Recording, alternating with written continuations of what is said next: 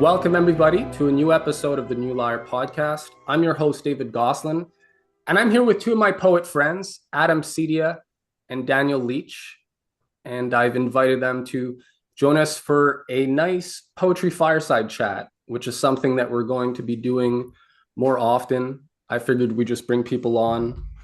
We'll read some good poetry and just survey a bit of the poetic landscape these days, see what is standing out to people and go from there. There's a lot, as we've been in conversation with a lot of people, there are all sorts of promising developments in the poetry world. And I think what's fun now is that there's more of a revival of poetry as a social process. And that's definitely one thing that we're all passionate about.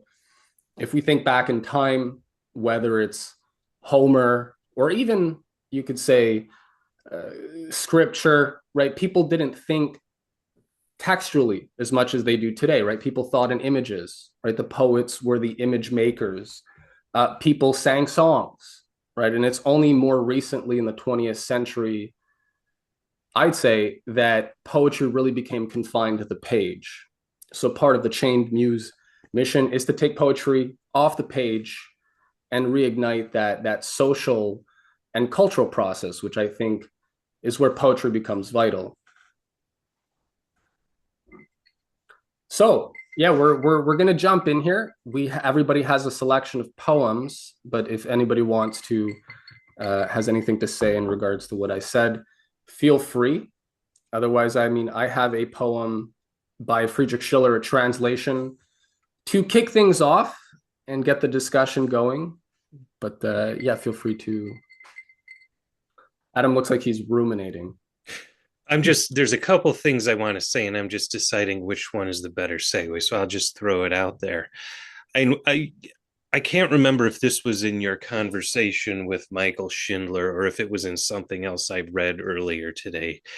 But it was mentioned that the academicization, the transformation of poetry into an academic field of study was what really heralded its decline or caused its decline more than anything. And I don't think, and this would have been with the new criticism school immediately post World War II. I think you could say the trend really started with Matthew Arnold back in the early Victorian age, when poetry, ceased being, an artistic activity or a cultural activity and became an area of academic study and the development of the poetic canon and all of that. And I agree with that. I think by making it an academic field, instead of being something alive and part of everyday life, it became, sort of like science, something arcane that only, people trained in it understood, uh, and boring because it wasn't about the beauty or the rhythm or the music of the lines, but about the various analytical views you could take of the poem. And naturally, the poets then wrote their poetry for that audience, and immediately they became academic, they became abstruse, they became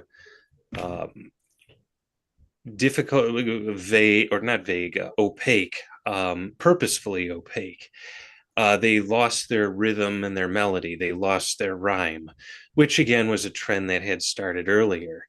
And so then you have these, just dense, uh, uninteresting, unmusical works that only academics are interested and only the academic audience cares about.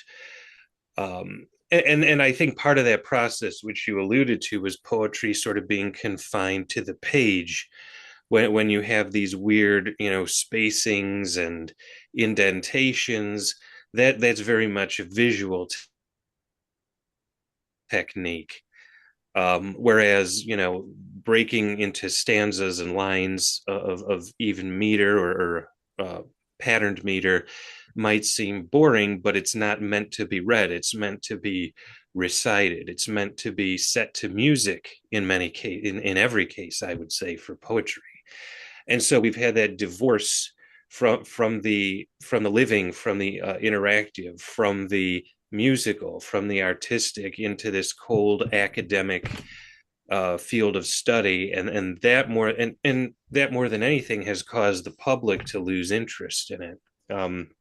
I've told this story before, but I remember, my grandfather, who had no more than a high school degree. He graduated in the Buffalo area in the 1930s, back when New York State had the best public school system in the country.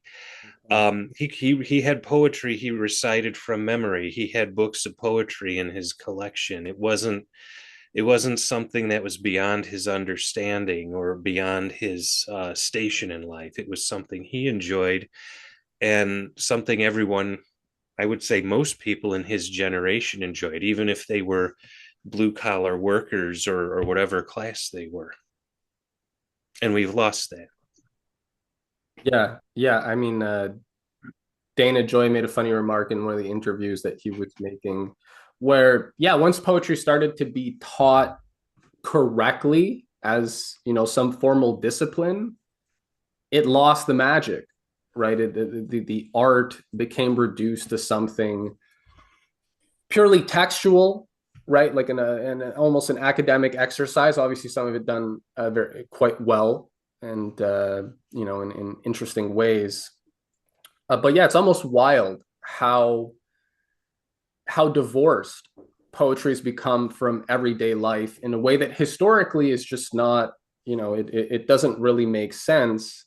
And yeah, so I think it's fair to say, and people have been arguing this, that poetry has been confined to the margins, if you will, and we want to bring it back out into the open, into the social process. And I think history's on our side here, so fret not, as our friend and recent guest Michael Schindler has titled his most recent collection of fine poems, Fret Not. And so with that said, I think we could, unless Dan, you want Well, to. but I just want to, I don't want to hog the airtime here, but I just think this to is add, useful. So not, uh, yes, we want to bring back poetry, but we don't want to mainstream the poetry that has shut itself off into the world of academia. We want to bring real poetry back into the popular usage, because I think there's a longing for that, even though it's not expressed. I think it's there. absolutely, I would just add to that. I myself led a group here in Houston years ago who would meet once a week to recite poetry together and work on the recitation of poems to present publicly at an annual event. And it was a very interesting process, because one of the things that you realized, apropos to what has just, the two of you have just said, was that even when we really desired to recite a poem well, we were so constrained by the text, right? And that it became turgid and rigid and just awful. It sounded like the kind of sing song, like a nursery rhyme or something, or worse.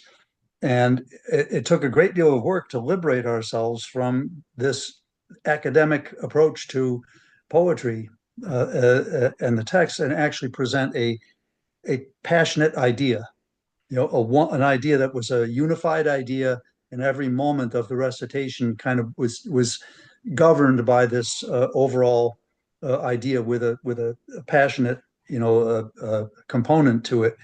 And in some cases, it turned out very well. We learned a lot about communication and about freeing oneself from artificiality and being sincere, truly sincere, instead of the mushy kind of fake sincerity that you often hear poetry recited with. So this right. is a worthwhile thing to do, and it is being done, I think, more now. I was very impressed a few years ago when I watched a number of these annual poetry contests for high school students. I forget what it's called. Poetry out loud. That's Poetry out loud. day and You know, some of it was not, good, to be honest, but some of it was actually quite good. Quite good. It was when they weren't acting, but were actually trying to convey a passionate idea that they had. So uh, I think how well we do. That's for others to decide. But that's what I've tried to work on, over the years. absolutely. And yeah, I think the useful idea is the poem is a score, right? That's something that has been touched on before, where just like a musical score, it's one thing to play the notes, but are you able to take the poetry off the page and bring it to life and to perform it? One could argue it's almost an art in of itself, but historically these two things were inextricably wed, and the last century or so is something of an aberration. So yeah, we're going to be reading a lot of contemporary poems, I guess you could say. We want to read poems by living writers, but I mean, it's maybe not the idea of contemporary that most people think about. This isn't that time, the first time you trauma bonded with your service hamster, or got elected president of your local polycule or something. This is a different kind of poetry. So actually, I think we should start with it. Let's start with a current poem, because I have a Schiller translation, but it's a bit more archaic in its wording, but very nice. So, Dan, would you like to read us? You have a poem for us, Nefertiti, Well, or whatever you'd like. what do you think I should start with? Mine or one of the others? Um, okay, start with one of the others. Start, Okay. yeah, start warp and weft is cool. You mentioned that. Yes, I'll start with that. This is a poem was recently on the Chained Muse website that I was quite taken with. And I haven't worked on it a great deal. I'll have a few things to say about it after I've recited it, but it's called Warp and Weft. It's by Sarah Ashbach, a young poet who I believe resides, as I do, here in Houston.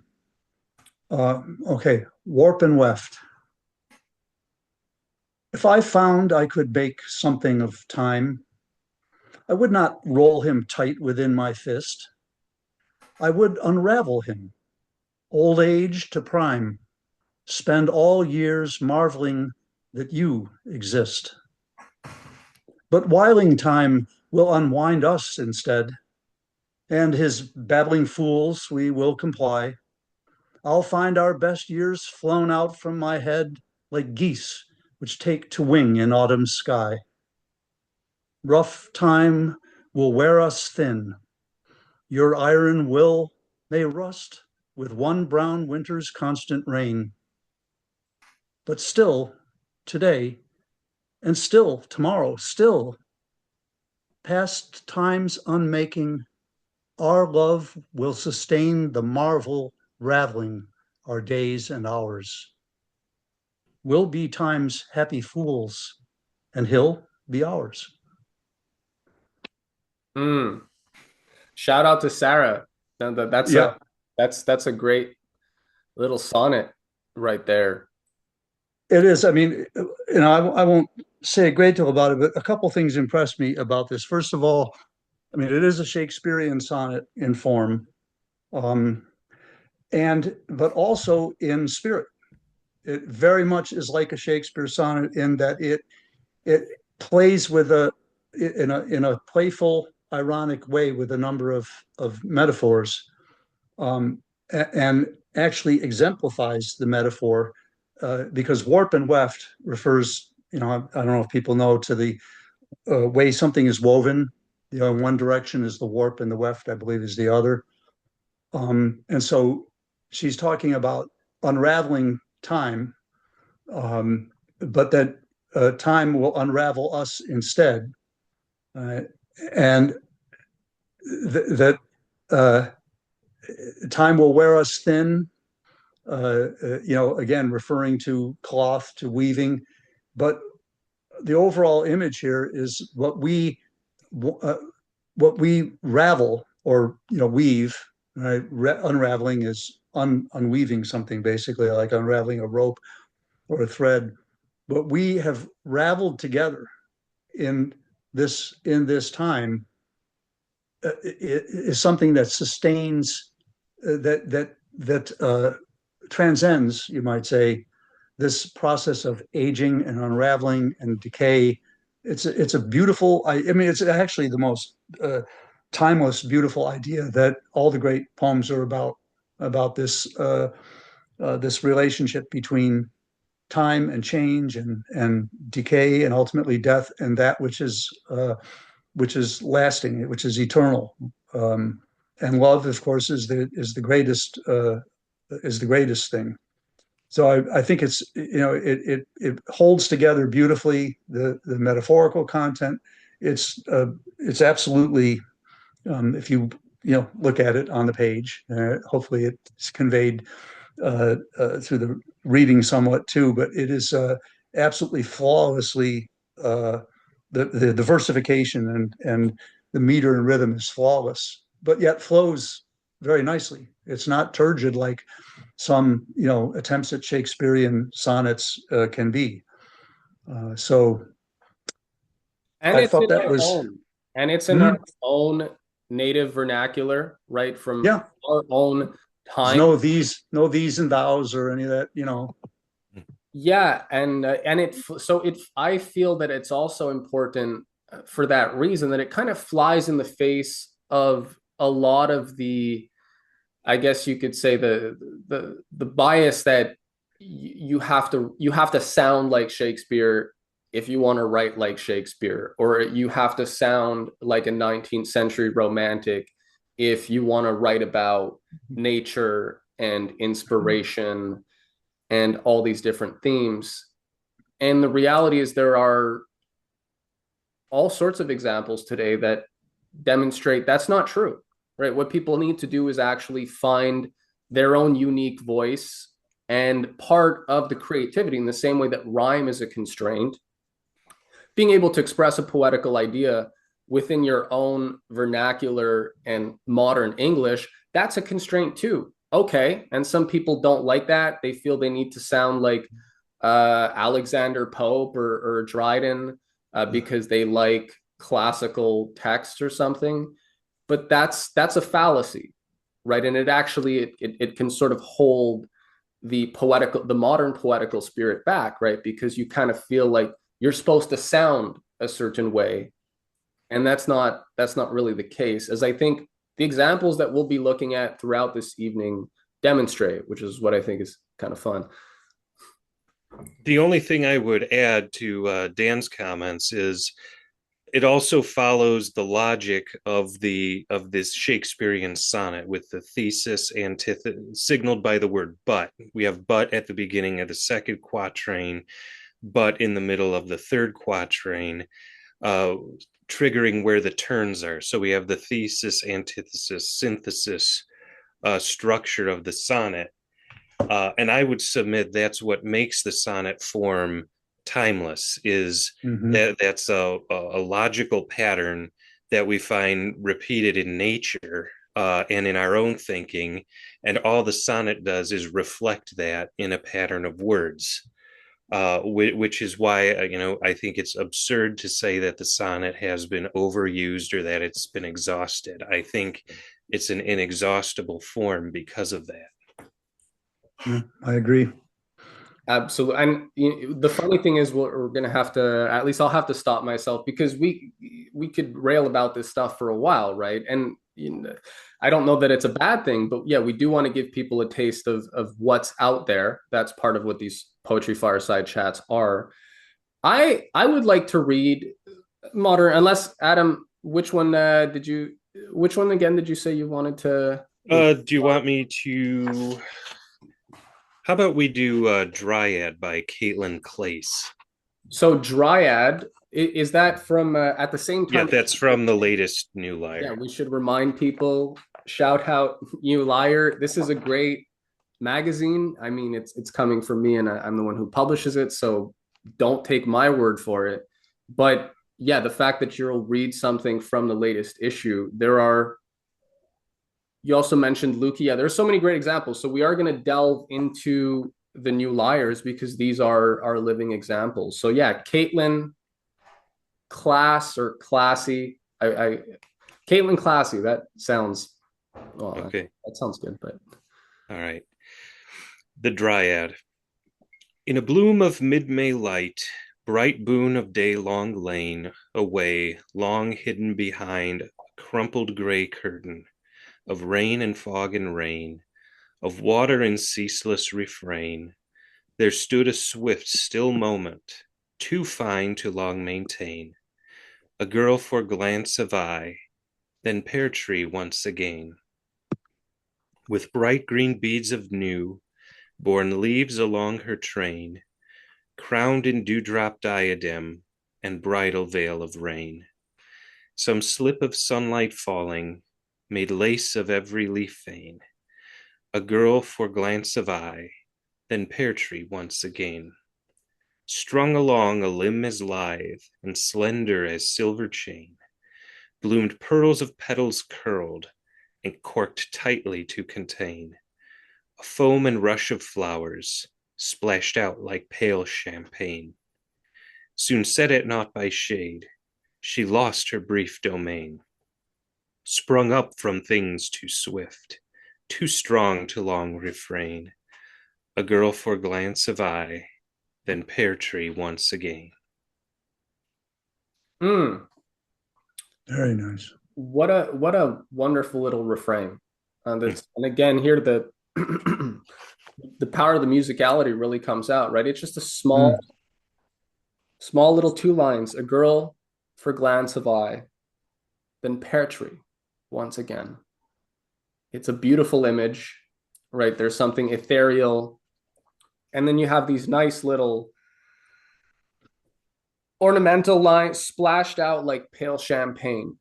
That's a nice little original line in a poem that has a rather classical theme. I don't know that they had pale champagne in ancient Greece, but it works perfect, right? This a not nice novel original combination there. Very fun, very fun. Well, and it's a clever word. We have that's a rhyme that repeats throughout the poem, and just eyeballing it, this is probably 30 lines, 25 to 30 lines. So when you're using a rhyme through that length, you need to find words that will fit without repeating and repeating.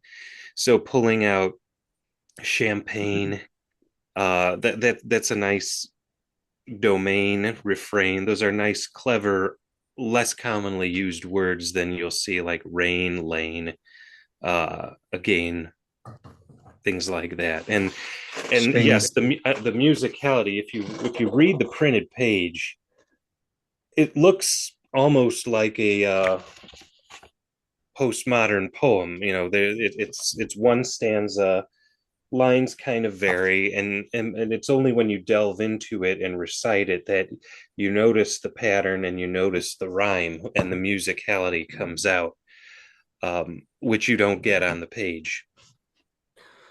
Mhm. Absolutely. Yeah. And just to further your point, Adam, I mean, in musical terms, just those little variations, right? They're just very nice and original variations. And I guess in modern versification, the idea, the beauty of musical variation, right? And how you can achieve a very powerful effect with a rather seemingly simple element like variation. It's very refreshing, right? And it's a poem. This actual poem is rang in my head at different times. Just walking down the street or something, especially if it's like springy or something, and that even if I can't even remember right all the words, there's just that no no no no no pear tree once again. Which It stays with you. which good poems do. It's That's yeah. what actually what it's all about. how poetry developed, going back to, as far back as we know, to Homer. It was the chant-like quality of a regular rhythm, and rhyme only adds to this, that sinks into the psyche, and is remembered. Because remember, the Homeric works weren't written down till hundreds of years after Homer.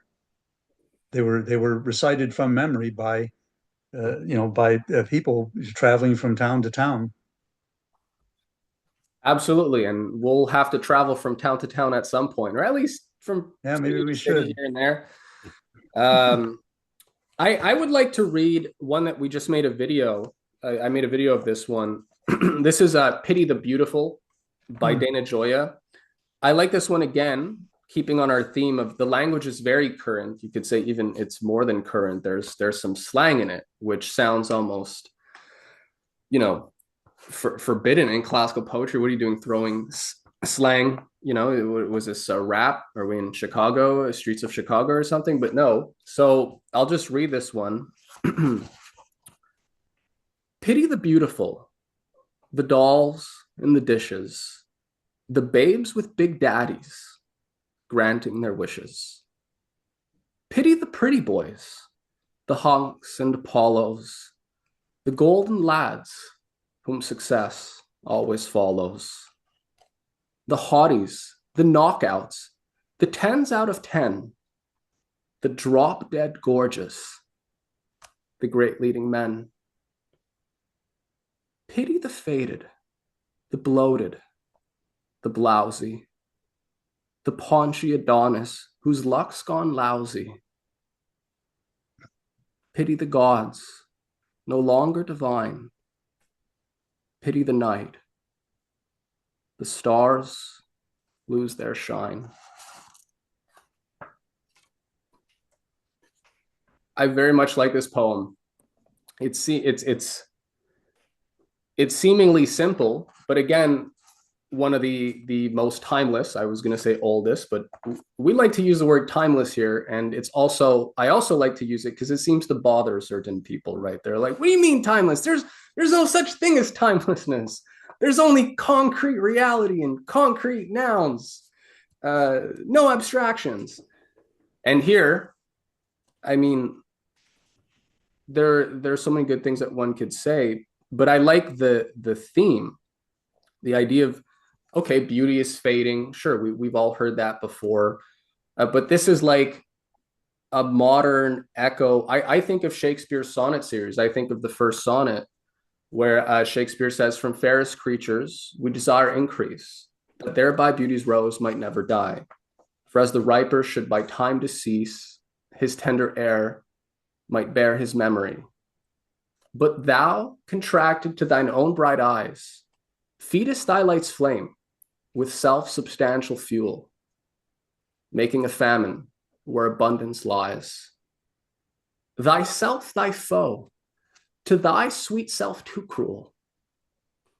Thou that art now the world's fresh ornament, and only herald to the gaudy spring, in thine own bud buryest thy content, and tender churl makest waste and niggarding. Pity the world,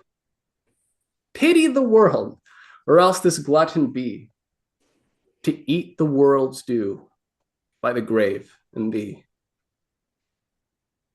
So you have these people, and Dana was describing, you have people who fall in love with their appearance. I mean, Narcissus was a fun story, right? But then, so this gets at this idea of skin deep beauty. Is there something more than skin deep beauty? And again, some people will say, no, the material and the spiritual are connected. All the Zoomers today, they're into like physiognomy. And I mean, like it's the 21st century version of phrenology, pretty much. It's actually pretty popular.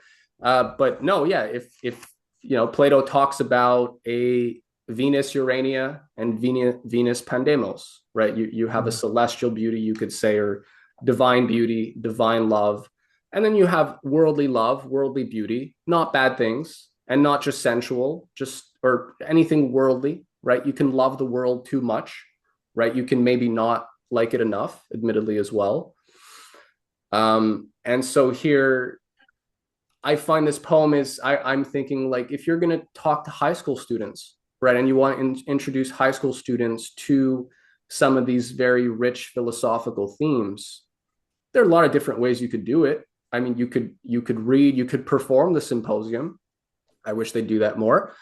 But you could read them a poem like this, which is really an invitation to ponder these kinds of qualitative questions. Is there a difference between material and intellectual or spiritual beauty? And not necessarily as some duality, right? But that there are these, can you not meet somebody who's, I'm thinking of the high school kids, right? You meet a pretty girl or something, doesn't mean she has a pretty soul. I mean, if they're in high school, I'd like to think the souls aren't corrupted at that point, and maybe just not cultivated. But you can go in all sorts of places with just a simple, beautiful little poem like that. High school, they're probably not corrupted because they haven't gone to college yet. Yeah, that's Yeah, and so it's actually professional corrupters.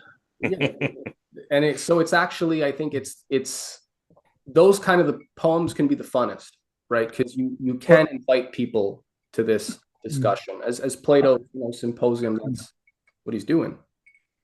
I would just say one, may sound simplistic, but as with all poems that deal with this question of the fading of all physical beauty, which is, again, one of the oldest subjects in poetry, but all good ones, what they do is they put you in a place where you're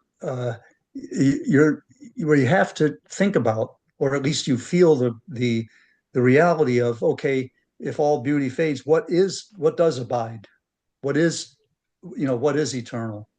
And you can't preach this. That's the worst sin in poetry is, of course, didacticism. But when you get the mind in a place where it's considering the the meaninglessness of that physical beauty can be a reflection of something divine, but ultimately all fades. Right? So what is timeless and eternal? I would just add also on the Shakespeare poem question here. What I think is powerful is that he's getting us to play the idea out to its conclusion that yes, there is beauty, there is material beauty, and all beauty is technically, at least in this world, not lasting. But at the same time, as you think about that, for that person that he's addressing, saying, "Hey, but thou contracted to thine own bright eyes, feedest thy light's flame with self-substantial fuel," right? You're sort of feeding off your own vanity and beauty or whatnot. But he's saying if you exhaust that idea, you discover a qualitatively higher order of idea, which is the power to create beauty, right? So if people really like beauty, if they're really enthralled by beauty, but you realize that it's something fading, then okay, well, a more interesting question becomes, well, how do you either participate, right, in a more eternal or lasting process of the generation of beauty, or how do you as an individual generate new beauty, right? Which is the point of Shakespeare's these opening sonnets, which is, I mean, it's one of the most powerful ideas, and it's keying off of what Socrates is talking about in the Symposium, right? When he talks about the love of beauty as the desire for immortality, right? You want to possess something beautiful, but what is it that you're really trying to possess, right? And he's being playful, obviously, but it's such a rich theme, right? And it's really in poetry, dialogue. Plato's dialogues are, right? These are dramas. These are meant to be performed. All these things we're talking about are meant to be performed, and yeah, you can really that's where I think it all comes to life.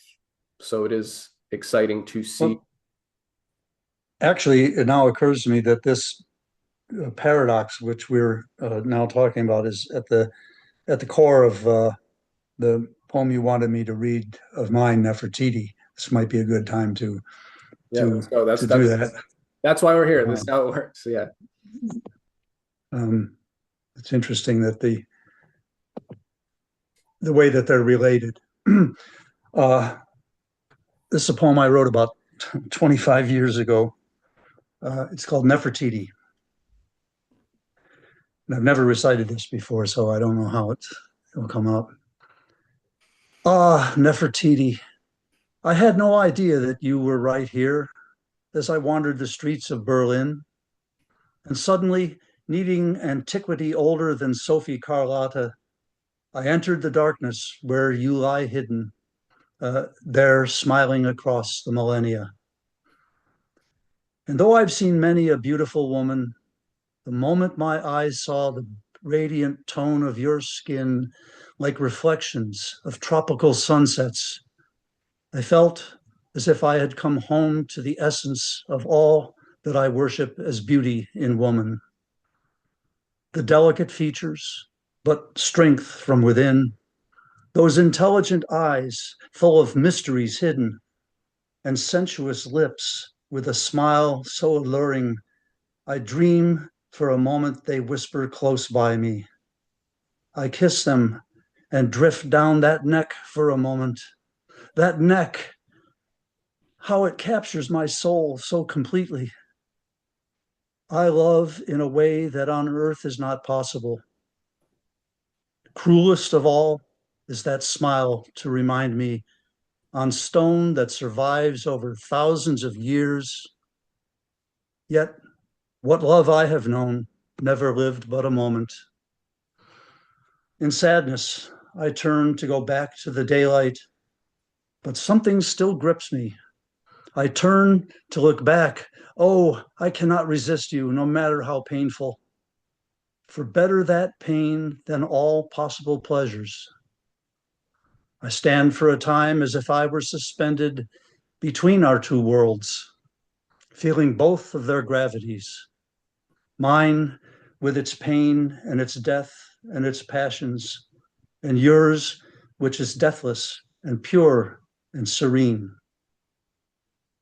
Though I know I can never approach it in this life, it waits somehow both from beyond and within, so that I can return to the city and people and pass through these hours with the smile of eternity.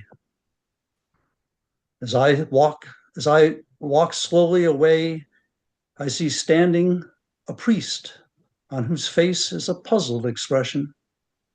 He's turning around as if struggling against it for one last brief look at that beautiful vision.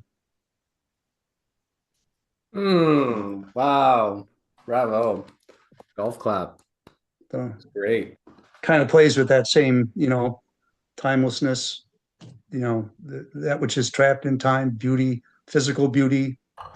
And People are going to remember that line. I guarantee you, for one last brief look at that beautiful vision, right? That culmination of all the tension, right? And just struggling to turn around and just capture that. What is like a transcendent vision, right? That the face itself, is her face is sort of a metaphor for a higher vision, right? Which is beautiful. And yeah, Egypt, our coming issue of New Liar has an Egypt theme. Egypt is this perennial theme of interest, rightly so, right? It's recently in the headlines. So yeah, I mean, I mean, there's a lasting quality to this in all sorts of different ways. Lasting theme, lasting poem itself. And yeah, it's beautiful, Dan. I mean, I'll jump in here if if I'm not jumping on your toes here. Um, This is another poem. Its musicality isn't apparent on the printed page. It's only when you read it that I grasped the dactyls. Um, Hmm. and it's strikingly apparent when you read it, when you hear it recited, and not quite so on the page. So again, this session here illustrates the importance of poetry as a performance art. Um, the page, like you say, is a score. It's just a memorandum of what the actual poetry is. Hmm. I had actually around the same time, I actually had the privilege of seeing that bust in person in Berlin too. Hmm. And it is something, you know. Hmm. Here's you go in the museum, which is in, you know, you reference Sofia Carlotta, you know, the palace right across the street, and Across the it's in street, yeah.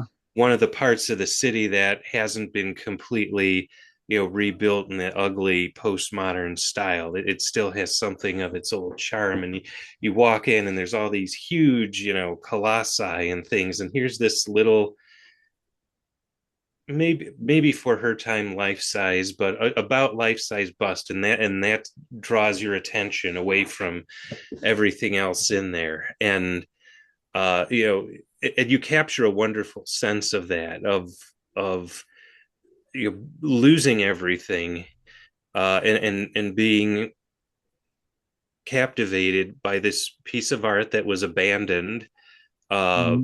3,500 years ago, and was only discovered, you know, a couple hundred years ago, taken to another continent, and it speaks to people who the sculptor never would have imagined existed in a place he didn't know about. And that strikes on the eternity, the timelessness of the beauty, and the themes we talked about with the last poem. um the hearing it read really struck me. And another thing, I mean, it's technically, as a lot of memorable poems are when we think about it, it's an ekphrastic, right? It's a poem reacting to another work of art, just as Keats's Ode on a Grecian Urn is reacting to an urn. And it's kind of funny. I find it almost strange that why is the best art about art? That almost sounds like kind of, shouldn't it be about something else than yourself, art? So fully, but Well, yeah, it's like I hate those movies that are about the filmmaking process. It just seems so self-referential. right, yeah, But it's I don't think that's the case here, because we're crossing genres. of course. No, of course. Well, that's the thing. So it's totally not, and it really lives up to the power of a great ekphrastic poem, which are always, yeah. There's always something captivating about that. So yeah, great stuff, Dan. Love it. I mean, we published this. This is in your book, right? Where people, you should be, if people Hmm. want to get your books, we're going to plug your stuff in the description to the video as well. And we published this one in our first issue of New Lar magazine as well, Hmm. along with a fine selection. So yeah, these are all poems by living poets. What do we have now? Who We have a few. We could has everybody read, or here, why don't I read Schiller? We're so interlude here, so we'll read something by a dead poet, if you will, but he's not really dead. I could read my working translation, which is more current in its English, or I can read. I'm torn between the two. I guess I'll just read here. So we're going to read one that's a bit more. It's not archaic, but wasn't translated yesterday. That I'm working on an article and I'm doing my own translation of this poem, which is a great little philosophical poem. It's called "To a Young Friend Devoting Himself to Philosophy." So Schiller writes, severe the proof the Grecian youth was doomed to undergo, before he might what lurks beneath the Eleusinian know. Art thou prepared and ripe, the shrine, the inner shrine to win, where palace guards from vulgar eyes the mystic prize within? Knowest thou what bars thy way? How dear the bargain thou dost make, when but to buy uncertain good, sure good thou dost forsake. Feelest thou sufficient strength to brave the deadliest human fray, when heart from reason, sense from thought, shall rend themselves away? Sufficient valor, war with doubt, the hydra shape to wage, and that worst foe within thyself, with manly soul engage. With eyes that keep their heavenly health, the innocence of youth, to guard from every falsehood, fair beneath the mask of truth. Fly if thou canst not trust thy heart to guide thee on the way. Oh, fly the charmed margin, ere the abyss engulf its prey. Round many a step that seeks the light, the shades of midnight close. But in the glimmering twilight, see how safely childhood goes.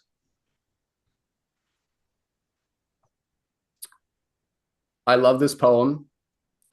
It's another one of these teaching poems, if you will. I feel there are a lot of Schiller poems, like a lot of great poems, where you could do they can inspire a whole lecture or in a whole series of lectures, technically.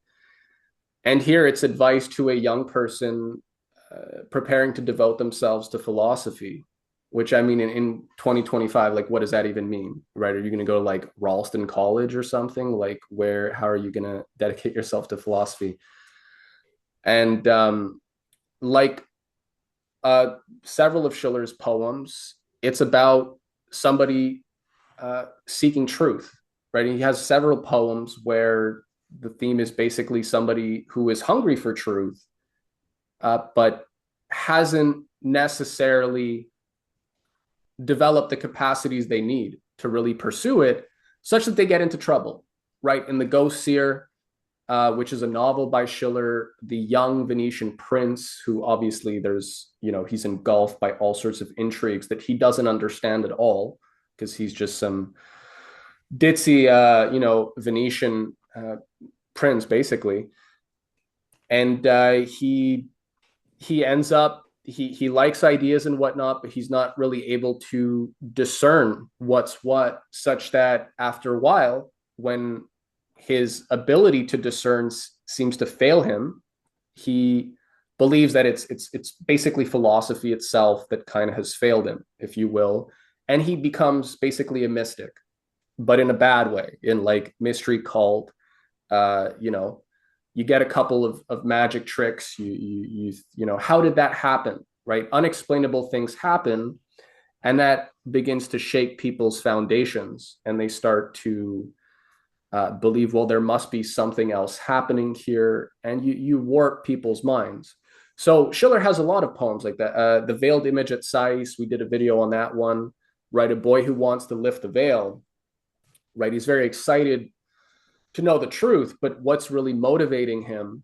Is it just some morbid curiosity? Is it, what is he going to do? Or has he really thought out, how is the truth going to change him? What happens? Are you going to be able to just walk back out that temple the same person that walked in? Or is something going to happen?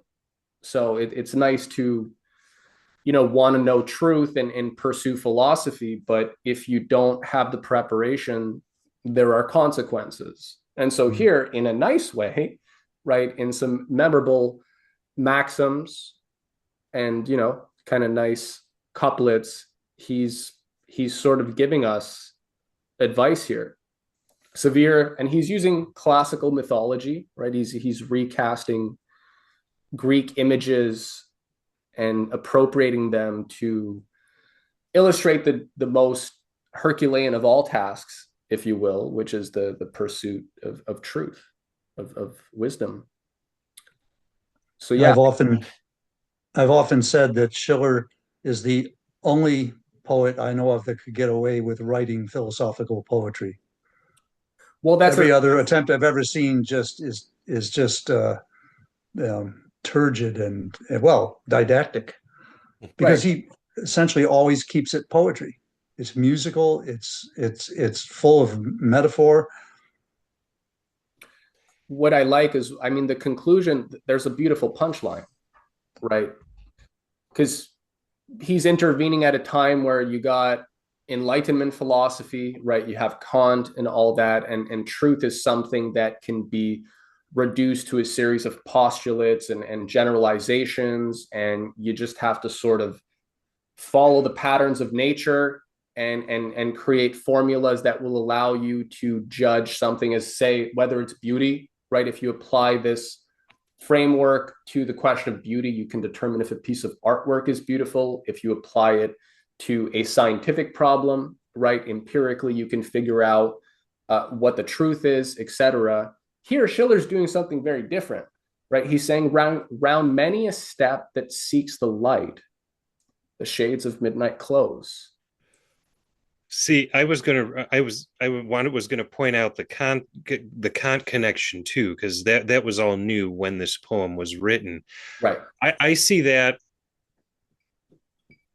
rather Kant was fell in a different category from the Enlightenment philosophers. He was sort of the end product of it, where he severely limited uh, the reach of the mind, and only anything beyond that we couldn't say anything about, and that went to things like God and truth and beauty and all that. So when he's talking about seeking the light and falling into darkness, that I read that an oblique reference to the agnosticism of Kant and the limitations he placed on the human mind, essentially. Right. And ironically here, though, Schiller is saying that if you really want to pursue this, but in the glimmering twilight, see how safely childhood goes. Schiller, there's also variations, right? You could say play, the child plays safely in the twilight. Schiller talks about this idea of the play instinct, the play drive, and that if you really want to pursue a higher metaphysical truth, you have to be playful. And that really man is only truly man when he plays. Idea being that if you try to, you have people who want to reduce truth to a series of axioms and postulates and whatnot. And ultimately, what you get is this kind of stern, cold, um, overpowering or extinguishing thing that seems very unfriendly, right? It seems very dark and austere.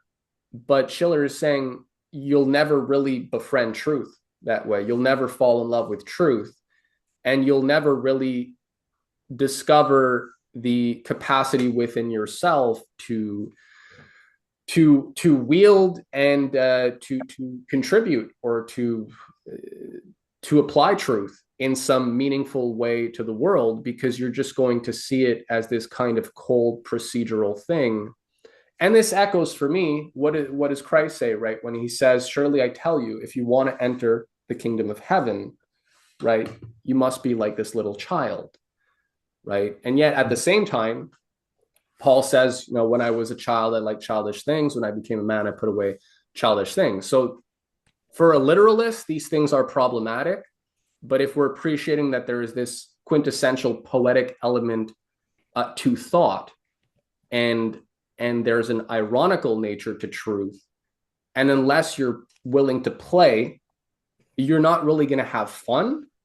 And if you're not going to have fun, you're going to give up. You're going to tap out. And also, you're going to be. I would say. No, I'm kidding. Also, I would say if you don't approach it, I think he's very much saying if you don't approach it with a pure heart, it will elude you ultimately anyway. Right. You'll misunderstand what the lesson is, right? Mm-hmm. Which is another thing. People can have the same experience or be met with a certain truth and draw completely different conclusions from it, depending on their state of mind, right? Or how they're thinking about it.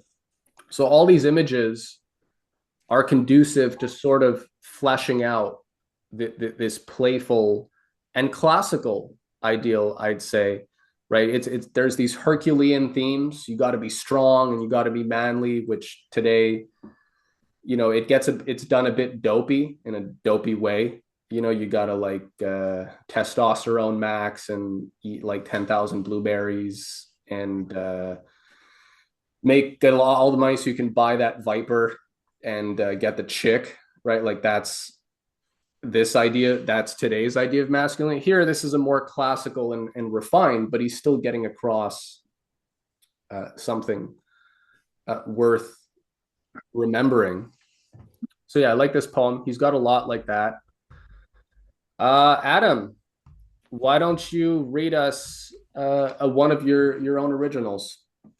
Oh, which one would you like to hear? I mean, you can choose, but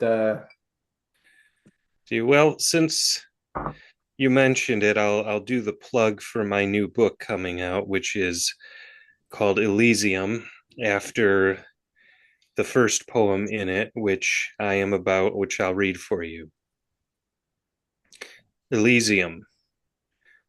O golden hour, soft denouement of day, O mystic time of quietude and peace, when boughs and rushes whisper as they sway, twirled by the sighing zephyr's soft caprice.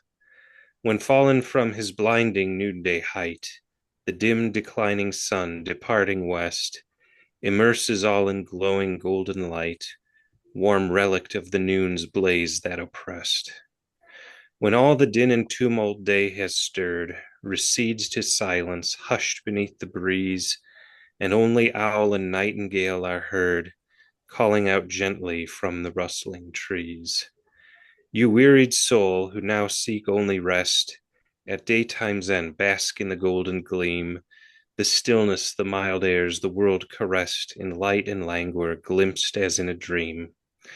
Your refuge, this imprint on earthly soil, of fields beyond the sunset evergreen, where blessed spirits know nor care nor toil, eternally at peace in such a scene. But this, its mortal counterpart, flies back beyond the skies, now leaving them to turn to evening's pink, then twilight's blue, then black of night, whose distant lights but faintly burn. It's really. But this, its mortal counterpart, flies back beyond the skies, now leaving them to burn to evening's pink, then twilight's blue, then black of night, whose distant lights but faintly burn. Again, we've all experienced something similar, right? And I think of Shelley as well. He expressed it, I think, in one of the best ways when in a small poem, the desire of the moth for the star, right, is something in the distance, that poetry is really a yearning, or awakens that yearning, as Poe says, for something that is beyond our grasp, and yet it's an innate longing in man to reach out to that. And you're more human and healthy and happy if you are striving for something that seems, outside of man's reach, than if you don't have some notion of Elysium. So this is very nice, Adam, for that reason, that, It plays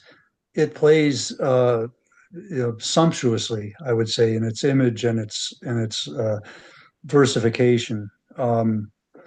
It really rolls off the tongue, but it plays beautifully with this paradox, which has been very much, I think, on the mind of all poets. That it is only that which is unreachable, the eternal, the infinite, which gives meaning to that which is, limited and earthly and sensuous.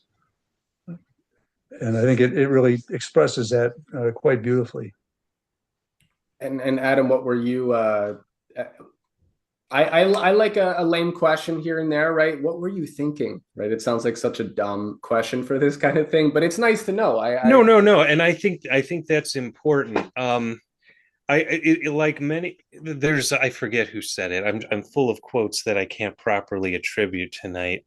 Um, there's a poet who said poetry occurs long before it's written, and this is one of those situations. In most of my poems, I can tell you exactly where I was and what I was doing when the idea came to me. right. And this one was 2 summers ago. In the summer, we eat al fresco when the weather's nice, and it was one of those. Dinner was done. We were in the yard. The sun was going down. The kids went to play, and I was just sitting there. And the scene was exactly as I describe it in the poem. Just thinking, oh, it's so beautiful. The calmness that you have with that evening breeze blowing. It was a phenomenon I didn't really notice until I had reached adulthood, when you get that evening with the gentle breeze blowing and everything just seems to calm down. Right. And I thought, I can understand why the Greeks pictured Elysium as something like this, just field caressed by breezes in the evening sun forever and ever. And that's when the idea came to me. Here we have an ideal vision stirred by an image before us in our everyday life, and that's what the poem touches on. I like to think of it. It's at moments like that where eternity sort of seeps into reality That's a good way to put it. and imbues that which we see and feel and hear with something sacred. And so Yes. to refer to Elysium or heaven is, it's exactly the right concept.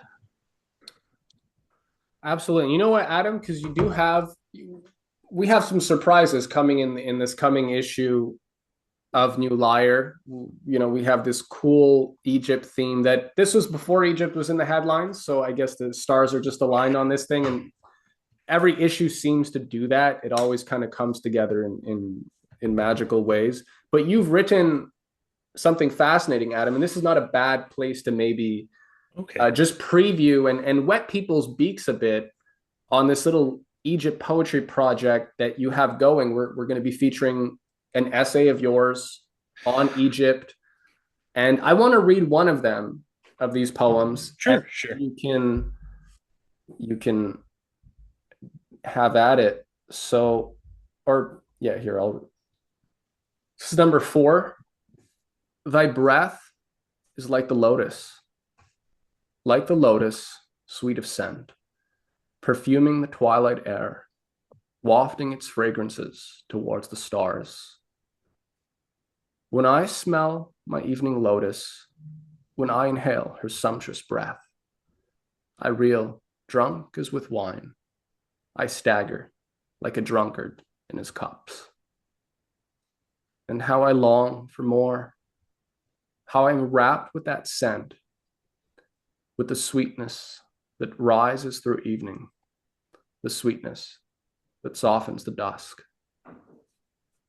I'm going to read one more because it keeps going and it develops in a fun way.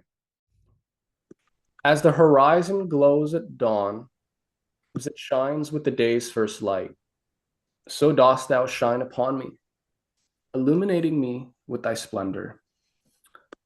As the breezes waft through the fields, as they rustle the golden wheat, so dost thou play upon me, thy hands entwining my locks.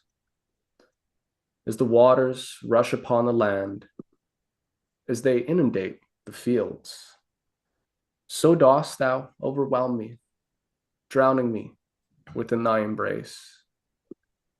As the night falls calmly, as its darkness envelops the sky, so dost thou lie upon me, swallowing me in thy mysteries. Now you have a bunch of these, which take us in all sorts of different places, which is why I like it. And they start off very simple, and in that simplicity, there's this very beautiful and complex tapestry of themes that, Adam, it's yeah, I know people are going to be somewhat surprised by what they discover. Yeah, I actually wrote these, gosh, 9 years ago now, and I just kind of shelved them. It was I've That had an itself. interest in ancient Egypt since childhood that's waxed and waned through the years, and I bought this series of volumes of ancient Egyptian literature and translation, and I thought, well, I know how the Greeks and Romans wrote poetry. How did the Egyptians do it? And I found this reference. It's a 1920s German Egyptologist. I forget his name, Okay. and he goes through the elements of. It's in the introduction I sent you, but he goes through the elements of Egyptian poetry and how it has its parallels in the Psalms and in ancient Hebrew verse. And basically, there's a dualism, which is its most striking feature, and then the verse is accentual, similar to Old English verse. So using those, I sort of built these poems, and I tried to keep references to modern technology and anachronisms out of it, and against my initial judgment, I stuck with the archaisms of thou and thee. Right. Again, because we're mimicking a style of a thousands-year-old vanished culture, I thought the archaism would sort of place us mentally in that frame. So that was my technique in writing these. Yeah, no, and again, people haven't read everything, so it'll make sense when they start to read them. But yeah, these hypotheses that you've used to basically reconstruct what an Egypt or reimagine Yeah, that's a better word. what an yeah, reconstruct, that's bold, but hey, for all we don't know. But Yeah. they're welcome to the mystery. We don't know how close these get, but to reimagine what ancient Egyptian poetry and hymns would have been like is fascinating, right? That's and you do it in a way where yeah, you made your choices are useful to hear and think about, because once people read it, and yeah, I think that even applies to poems today, though. Like what people feel they need to be contemporary, and so they have to like describe a bus and like a busy city and street lights, as if like you can't write a meaningful poem that expresses some immortal idea if you're not like talking about the garbage truck passing down your street or something. Well, and I think the natural world is a better source of poetic inspiration simply because it doesn't depend on us. That street light or that garbage truck, someone built it, someone drives it, someone services it, and then it'll get scrapped one day and turned into something else. That it doesn't have that sense of mystery and eternity and otherness that the natural world does. And And and that's why universality. yep, exactly. Right. And we can start to close this up. Maybe we can have one more poem, and people are welcome to volunteer what that might be. But just to speak on, because this is a very pertinent theme, this hunger for mystery, right? Which naturally these poems in general often sort of feed or elicit or awaken, which is a very natural hunger or desire, right? Just as Shelley's talking about the moth for the star, right? You're describing Elysium.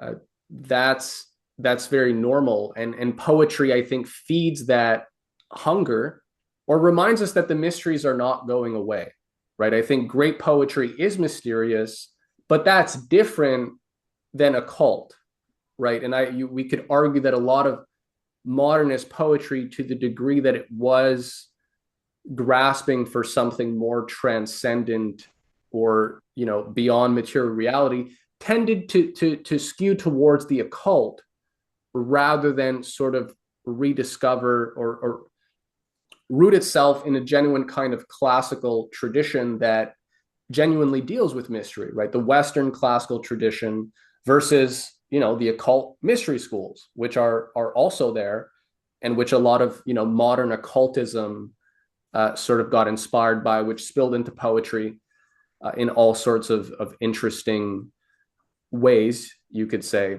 But yeah, this question of mystery, and I think poetry reminding us of that there is a mystery to human life, right? And that the images that a good poem chooses are capable of awakening that, and that leads to a spiritual quest.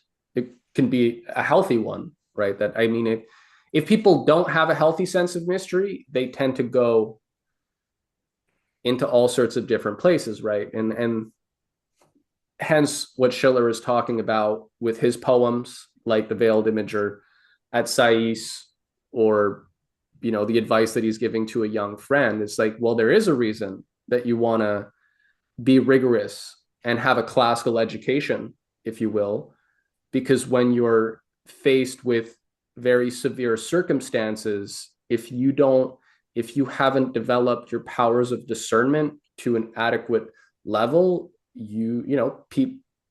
people's brains get broken, right? They go full Q, as they say today, right? And you go from realizing that there are certain conspiracies, or reality isn't just what it seems, to believing that everything's a conspiracy, and then you lose your head, right? And you leave your job, and you break up in your relationships, and you drop acid or whatever, and you try to recapture the Eleusinian mysteries, or whatever people are trying to. You go to your shaman. I mean, I talk to people all the time, like, this is popular stuff, guys. So just to say, I think this is all relevant, that poetry can be a source of a nice calibration, right? To re-enchant, but in a way that actually leads to something lasting and worthwhile, rather than just, mystery mongering, if you will. So on that note, on that rant, does anybody have a final poem that they would like to, something that stood out, something that they've liked?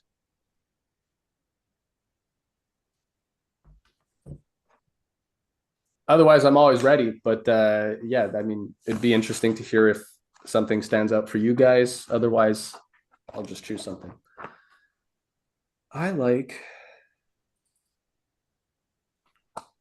You mentioned Lukey, Adam.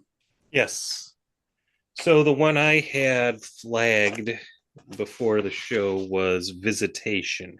Okay, that's not a bad one to end on, actually. Okay. Let's do it. You want me to recite it? Sure. I mean, I don't have to. I was just asking. All right. Visitation.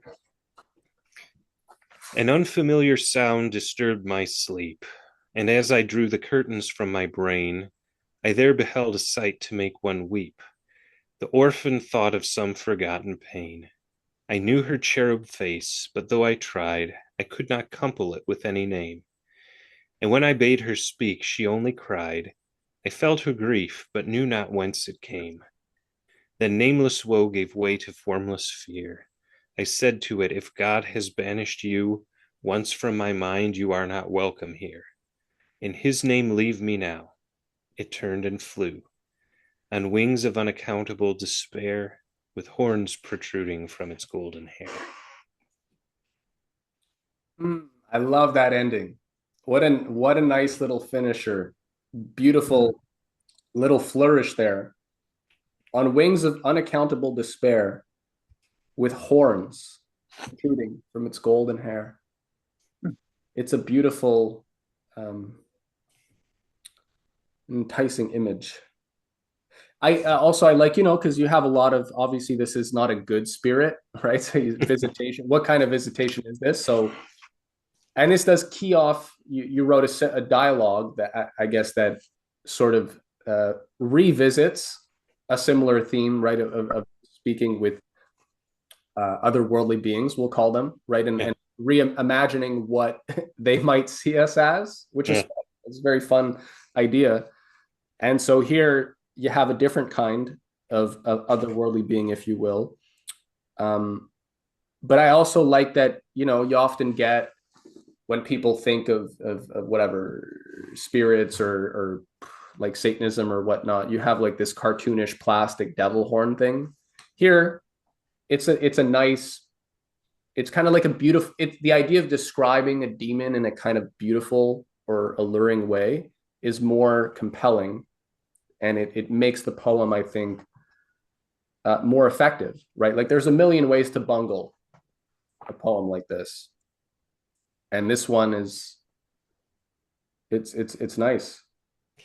It reminds me, well, first of all, I'll point out this is another Shakespearean sonnet, so we're closing on one too. Right, and yeah, and again, there's a little with the way it's written. It's deceptively. It looks deceptively postmodern, but then, and there's significance in the way it's broken that way. But it almost reminds me of Poe, who frequently features dialogue between the narrative voice and personified ideas, such as in this case, well, we have the personification of fear and grief, and then we have the dialogue with this creature, which to me is very reminiscent of Poe. That's a good point. Yeah, I know. Great stuff. And I mean, there's a lot we could go on for a while. I almost, if anything, now I just feel bad because we have so many good contributors and we've only highlighted a few of them. But yeah, anybody who, I mean, just read the issue. We're going on issue number 7. And if anything, it's just getting better. The poetry is just getting better. Seasoned talents are coming out of the woodwork as well, right? There are a lot of pessimists out there, people who were kind of doing their own thing for a while, thinking, hey, there's nothing that, people don't really value this kind of classical or timeless aesthetic anymore. And I mean, all this is just proof that that's not true, which is exciting. So unless you guys have any closing thoughts, I would just thank you guys for joining us for our first Poetry Fireside in a while. And now we're going to be doing these regularly and inviting all sorts of folks on to join us, so that I think we're gonna have a fun little poetical process unfolding, and I think quickly taking on a life of its own. Sounds good. Forward to it. Mm-hmm. So thank you guys for joining. Thank you everybody for listening. Thank you. Thank you. Back again. Thank you. We'll be back again next week.